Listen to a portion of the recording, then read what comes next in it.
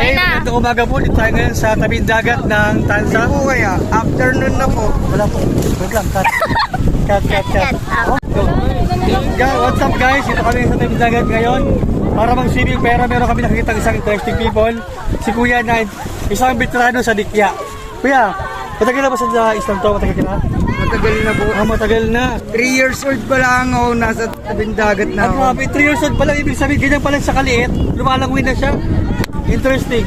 So, Kuya, yung Dikya ba masakit talaga sa magat yan? Hindi naman. Mga minuto lang, mawawala rin ka. Minuto lang pala. Ibig sabihin, pag nakagat ka ngayon, after few minutes, wala na. 1 minute. 1 minute now. So, ganun siya. Ganun yung Dikya. Ano kung kinakagat o hinahampas ka ng Dikya? Okay, yung mabaga, madadaan, diba, yan yung demonstration. diba, ito yung katawan ng jellyfish.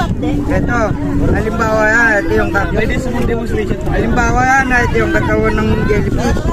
Kung mga galamay niya ng dadaan sa So, ganun pala yun. So, sabi pala, pag kumampas, no, suabe, lumahagod. Baga dadaanan lang yung gato mo, yung binti mo.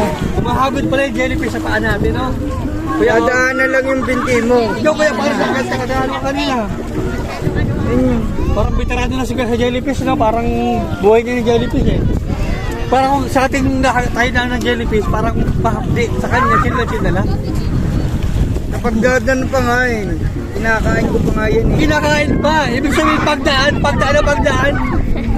Huli ka. Kinakain ko yan, gagawin ko. Huling kong ganun.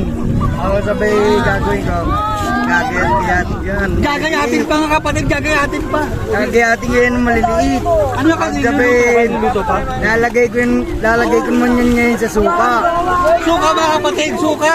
Suka, luya, paminta, sibuyas. Yan, meron ka ng sinigang na Dikya. Sa kalamansi.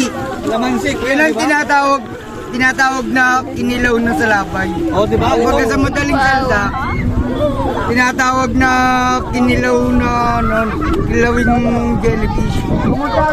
Saan ka pa, diba? O, namangka ka na ng invitation sa bangka, nadikya ka pa.